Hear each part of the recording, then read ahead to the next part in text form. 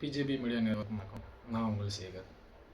நேற்று நாடாளுமன்றத்தில் கேள்விக்கான நேரில் சிந்தூர் ஆபரேஷன் வெற்றியை கொண்டாட ஐயோ ஆமாம் இது வெற்றின்னு கொண்டாடிட்டோம்னா பாரதிய ஜனதா கட்சிக்கு பேர் வந்துருமே, ஒரு எதிரி கட்சியே பாரதிய ஜனதா கட்சியை பாராட்டுது, அப்போ நம்ம நல்லாட்சி நடந்து நம்ம இந்த நல்லாட்சியை சொல்லிட்டோம்னா மக்கள் எல்லாம் எங்கே நம்மளை காரி துப்பிடுவாங்களோன்னு சொல்லி அக்கா கனிமொழி அக்கா நம்ம நாட்டுக்குள்ளே இவங்க தாக்கியிருக்காங்க. அப்போ உளவுத்துறை எங்கே பண்ணுச்சு, இராணுவ வீரர்கள் என்ன பண்ணாங்கன்னு நம்ம இராணுவ வீரர்களில் எவ்வளவு தூரம் கொச்சப்படுத்தணுமோ அதை விட கேவலமாக கொச்சப்படுத்தியிருக்கு இந்த அக்கா கனிமொழி அக்கா. தூத்துக்குடி பாராளுமன்ற தொகுதி எம்பி அக்கா கனிமொழி அக்கா இது இராணுவத்தோட தோல்வி இல்லை, இது பாரதிய ஜனதா கட்சியோட தோல்வி, உள்துறை அமைச்சகம் என்ன செய்யுது அப்படின்னு எவ்வளவோ கேள்வி கேட்டாங்க, எவ்வளவோ கேட்டிருக்காங்க நாடாளுமன்றத்தில். ஓகே அக்கா, நம்ம இராணுவ வீரர்கள் எவ்வளோ கஷ்டப்பட்டு உள்நாட்டு துரோகிகள் அவன் சொந்தக்கார மாதிரி எப்படியும் கூப்பிட்டு வந்துட்டான், தவறு தாங்க்கா. ஓகே, அதை தவறுதுன்னே ஒத்துக்குறோம், ஒன்றும் பிரச்சனை இல்லை, தவறு தான். உளவுத்துறை என்ன செஞ்சிச்சு, அப்புறம் இராணுவ வீரர்கள் என்ன பண்ணாங்க. ஓகே அக்கா, மரக்கணத்தில் 22 பேர் செத்தான அக்கா கள்ளச்சாராயம் குடிச்சு. தமிழகத்தில் உங்கள் ஆட்சி தானக்கா நடக்குது, டிஎம்கே தானக்கா ஆட்சி பண்ணது, உங்கள் அண்ணன் தானக்கா முதல்வர். மரக்கணத்தில் 22 பேர் செத்தாங்களே, அப்போ தமிழ்நாட்டில் உள்ள முதல்வர் என்ன செஞ்சார், பதவி விலகினாரா? நீங்கள் ஒன்று கேட்டிருந்தீங்க, மன்மோகன் சிங்கை பற்றி பண்பை கற்றுக்கோங்க. 2008 மும்பை தாக்குதலில் பண்ணோன்னா பொதுமக்கள்கிட்ட மன்மோகன் சிங் அவர்கள் மன்னிப்பு கேட்டார். அப்போ பிரதமராக இருந்த மன்மோகன் சிங் அவர்கள் மன்னிப்பு கேட்டார். நீங்கள் அது மாதிரி அவரோட பண்பை வளர்த்துக்கோங்கன்னு சொன்னீங்கக்கா. ரைட்டு, சரி, ஓகே, தப்பு, மன்னிப்பு கேட்கல, ஓகே, ரைட்டுக்கா. எதிரி நாட்டுக்காரன் பாகிஸ்தானில் இருந்து உள்நாட்டு துரோகிகளோட உதவியோட நம்ம நாட்டில் உள்ளவங்கள சுட்டு கொண்டுட்டு போயிட்டான்.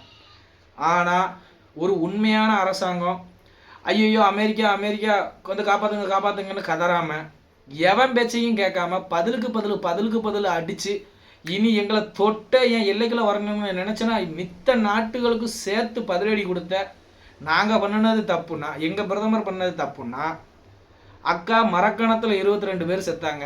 அப்போ தமிழ்நாட்டில் உள்ள உளவுத்துறை என்ன செஞ்சிச்சு, காவல்துறை அனுமதியோட டிஎம்கே காரன் காட்சி 22 உயிரை கொண்டான். சரி, அது தெரியாமல் நடந்துச்சு, ஓகே.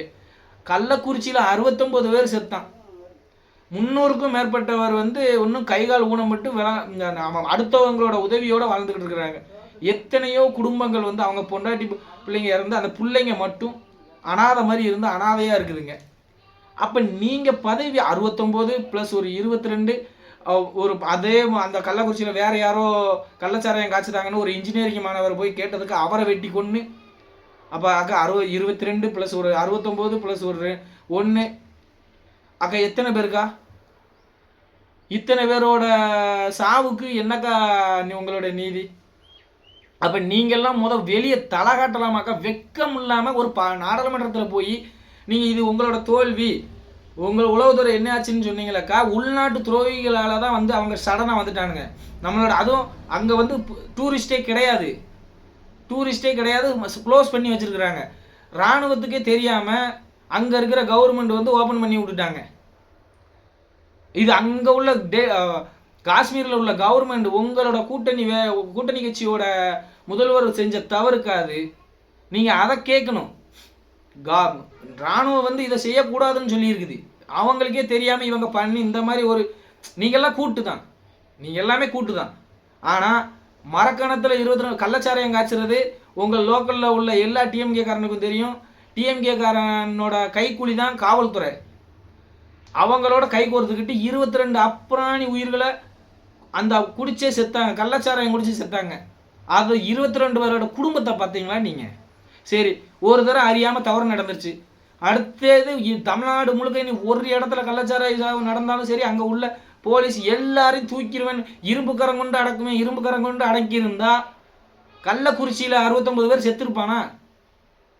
கள்ளக்குறிச்சியில் 69 பேர் சாவுக்கு காரணம் யார்? அப்போ இந்த முதல்வர் என்ன செய்யணும்? 69 பேர்னா 69 குடும்பம், 69ஓட குடும்பம், இந்த 22ஓட குடும்பம் கள்ளச்சாராயத்தை தட்டி கேட்டதுனால ஒரு ஆள் வெட்டி, ஒரு காலேஜ் ஸ்டூடெண்ட் வெட்டி கொண்டாங்க. அப்போ அத்தனை பேர்த்தோட குடும்பம். அப்போ நீங்கள்லாம் என்ன செய்யணும்? உங்களுக்கு பூமியில் இருக்க தகுதி இருக்கா? வெக்கமே இல்லாமல் 4 பேருக்கு முன்னால் போய் கேட்டிருக்கீங்களே, அப்போ உங்களை என்ன சொல்லுவாங்க? நீங்கள் என்ன சொன்னீங்க? இது மாண்புமிகு எடப்பாடியார் அவர்கள் ஆட்சி செய்யும் போது என்ன சொன்னீங்க? தமிழ்நாட்டில் தான் இளம் விதவைகள் அதிகமாயிட்டாங்க. டிஎம்கே ஆட்சிக்கு வந்த உடனே முதல் கையெழுத்து நீட் ரத்து, அப்புறம் மது விலக்குன்னு கொண்டு வந்தீங்க. புது புது ரகமாக பாட்டில் தான் அறிமுகப்படுத்துறீங்களே தவிர எங்கே மதுப்பாட்டில் குறைச்சிருக்கீங்க? வெக்கமே இல்லாமல் நீங்கள் பிரதமர் மோடியவோ உள்துறை அமைச்சர் அமித்ஷாஜியோ சொல்றதுக்கு உங்களுக்கு என்ன யோகி இது இருக்குது? அக்கா, உங்களுக்குள்ளதை சுத்தமாக வச்சுருக்கணும். உங்கள் வீட்டை சுத்தமாக வச்சுருக்கணுங்க்கா. உங்கள் வீட்டை சுத்தமாக இருக்குதா? ஆமாக்கா. அக்கா, எங்களோட பாரத பிரதமர் நரேந்திர மோடிஜி அவர்கள் வந்து நாடு நாடு நாடு நாடு, என் பக்கத்தில் எவனும் குட்டி உள்ள சொந்த பந்தம் எவனும் பக்கத்துக்கே வரக்கூடாது அப்படின்னு சொல்லி எனக்கு 140 கோடி இந்திய மக்கள் தான் என்னோட சொந்த பந்தம்னு சொல்லி பக்கத்தில் யாரையுமே இல்லாமல் ஒவ்வொரு நாளும் தூங்காமல் நாடு எப்படி வளர்ச்சி பண்ணுறதுன்னு சொல்லி அயராது பாடுபட்டுக்கிட்டு இருக்காரு. தமிழனோட ஓட்டு பிச்சையை வாங்கி தானே நீங்கள் அரசியல் இருக்கீங்க. ஒரு தமிழ் மன்னருக்கு தமிழுக்கும் பிரதமர் ஆகலைன்னா அவருக்கும் தமிழுக்கு சம்மந்தம் இல்லை, இந்தியக்காரர் அவ்வளோதான். ஆனால் ஒரு இந்திய பிரதமர் வந்து இங்கே வந்து அவருக்கும் தமிழுக்கு சம்மந்தமே இல்லாமல் வந்து ஒரு ராஜராஜ சோழனுக்கும் ராஜேந்திர சோழனுக்கும் நினைவு நாணய வழங்கிட்டு போகிறார். நம்ம தமிழ் மன்னர்களை பெருமைப்படுத்திட்டு போகிறாரு. இங்கே உடம்புக்கு முடியலையா அக்கா? தமிழர்கள்னு அவ்வளோ முட்டாளாக்கா? அக்கா, உடம்புக்கு முடியலைன்னா அவங்க மனைவி அவங்களோட பையன் புத்தக வெளியிட்டுள்ளான்னு அப்படியே சிரிச்சு அப்படியே ஒரு குதூகலிச்சுக்கிட்டு இருக்காங்க. ஏன் ஒரு கணவனுக்கு உடம்புக்கு முடியலைன்னா மனைவி அப்படி தான் இருப்பாங்களா? ஒரு அப்பாவுக்கு உடம்பு முடியலைன்னா புள்ள அப்படி தான் இருப்பானா? அக்கா, உங்களோட திருட்டு நாடகத்தை மக்கள்கிட்ட எடுபடாதுக்கா. அக்கா, முதல்ல வந்து நீங்கள் பதவி விலகணும். உங்கள் அண்ணங்கிட்ட வந்து சொல்லணும், அண்ணன் மரக்கணத்தில் 22 பேர் செத்துருக்கிறான், கள்ளக்குறிச்சியில் 69 பேர் செத்துருக்கிறான்.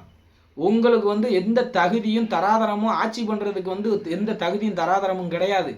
ஏக்கா, எங்கே பார்த்தாலும் இந்த பெண்களுக்கு எதிரான குற்றங்கள் அதிகமாக நடக்குதாக்கா? எதாவது ஒன்றும் வாயை திறந்து பேசுனீங்களா?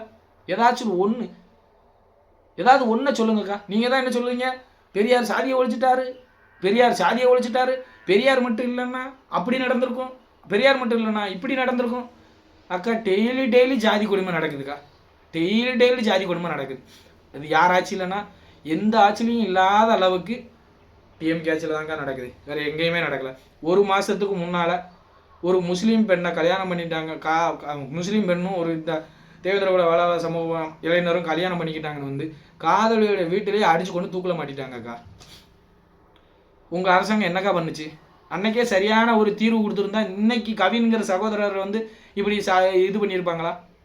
நீங்கள் கரெக்டான முறையில் வேங்க வெயிலில் குடிக்கிற தண்ணியில் மலத்தை கலக்கும் போதே கடுமையான நடவடிக்கைகள் எடுத்திருந்தா அந்த சமூக மக்கள் எல்லாம் உங்களை பாராட்டியிருப்பாங்க. ஒரு சில எச்சைகள், அந்த ஜாதியில் இருக்கிற ஒரு சில எச்சைகளால் நீங்கள் இன்னும் வந்து கேட்டால் நீங்கள் சொல்கிறதெல்லாம் நம்பிக்கிட்டு இருக்கீங்க. அக்கா, அண்ணா யூனிவர்சிட்டியில் உள்ள அந்த மாணவிக்கு நடந்த பாலியல் துன்புறுவதற்கு ஏதாவது நீங்கள் குரல் கொடுத்து அவனை கடுமையான தண்டனை கொடுக்கணும், அவன் யாராவனா இருக்கட்டும்னு ஏதாவது ஒரு குரல் கொடுத்தீங்களாக்கா? தெய்வ செயல்னு ஒருத்தன் ஒரு காலேஜ் படிக்கிற பொண்ணை ஏமாற்றி கல்யாணம் பண்ணி ஏற்கனவே அவனுக்கு கல்யாணம் ஆனதை மறைச்சிட்டு அவன் கல்யாணம் பண்ணினதும் இல்லாமல் அவனோட தலைவர்களுக்கு உங்களோட புத்தி, அந்த டிஎம்கேவோட ஜீனு, அந்த டிஎம்கேவோட ரத்தம், டிஎம்கே உங்கள் அப்பா கலைஞர் கருணாநிதி அவர்கள் வந்து மந்திரமூர்த்திங்கிற ஒரு படத்தில் சொன்ன டயலாக்கு, அவள் அப்பா என்ன சொல்லுவார்? மகனே, இது பண்ணுறது நீ இந்த பெண்களை கற்பழிக்கிறது கொலை பண்ணுறது இதெல்லாம் குத்தண்டான் மகனேன்னு தந்தை கேட்கறதுக்கு மகன் பதில் சொல்கிறது. அந்த வசனத்தை சொல்லவே எனக்கு வெக்கமாக இருக்குது உண்மையாகவே. அப்புறம் அப்படியாப்பட்ட, ஏன்னா இதெல்லாம் இருந்தால் இதெல்லாம் நடக்குமா? நடந்து தான் ஆகுமா? நடக்கலைன்னா எப்படி அப்படிங்கிற மாதிரி நீங்கள் கதை வசனம் எழுதியிருந்தீங்க. பெண்களை வந்து நீங்கள் எந்த லெவலுக்கு வந்து பெண்களை என்னத்துக்காக நீங்கள் யூஸ் பண்ணுறீங்க அப்படிங்கிறதும் தமிழக மக்களுக்கெல்லாம் தெரியும், கண்டிப்பாக தெரியும். இந்த டிஎம்கே ஆட்சி அக்கா, நீங்கள் எல்லாமே வந்து வெளியே பேசுறதுக்கு வந்து எந்த தகுதியும் தராதரமே கிடையாதுக்கா. உண்மையாகவே பாரத பிரதமரை பற்றி பேசுறதுக்கெல்லாம் நீங்கள் எப்படி ஒரு கொஞ்சம் கூட உங்கள் மனசு அவங்க கூசாமல் எப்படி பேசுனீங்கன்னு எனக்கே தெரியல. உங்கள் குடும்பமே கொள்ளடிச்சு ஆசியாவிலே இப்போ நம்பர் 1 பணக்காரங்க உங்கள் குடும்பம் தான். என் அண்ணன் தம்பி சொந்த பந்தம் மாமா மச்சான் சித்தப்பஞ்சி அப்படி இருக்கீங்கக்கா. ஆனால் ஐயா பாரத பிரதமர் நரேந்திர மோடி யாருக்கா இருக்கா? அவரை சுற்றி நீங்களே சொல்லுங்கள், யார் இருக்கா? பாரதிய ஜனதா கட்சி மட்டும்தான் அனைத்து மக்களுக்குமான கட்சி, அனைத்து ஜாதிக்குமான கட்சி. எந்த ஜாதிலையுமே ஏற்றத்தாழ்வு இல்லாமல் எல்லாரும் சமம், எல்லாரும் சமம், எல்லாரும் சமம்னு சொல்கிற ஒரே கட்சி எதுனா பாரதிய ஜனதா கட்சி தான். நீங்கள் என்ன செய்வீங்க? இங்கே தூண்டி விட்டு சாதி கலவரத்தையும் மத கலவரத்தையும் நீங்கள் தூண்டி விட்டுக்கிட்டு இருப்பீங்க. ஆனால் பாரதிய ஜனதா கட்சி அப்படி கிடையவே கிடையாது.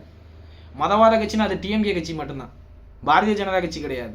பாரதிய ஜனதா கட்சி வந்து அனைத்து சமூகத்துக்குமான கட்சி, அனைத்து மதத்துக்குமான கட்சி. யார் தப்பு பண்ணாலும் தப்புன்னு சொல்கிற கட்சி பாரதிய ஜனதா கட்சி. அது சொந்த கட்சிக்காரனாகவே இருந்தாலும் நீ பண்ணுற தப்பு இனிமேல் செய்யக்கூடாதுன்னு சொல்கிற கட்சி பாரதிய ஜனதா கட்சி. அக்கா கனிமொழி அக்கா, உங்களுக்கு இந்த வீடியோ வாயிலாக நான் என்ன ஒன்று சொல்லிக்கிறேன்னா, மரக்கணத்தில் 22 பேர் செத்தாங்க.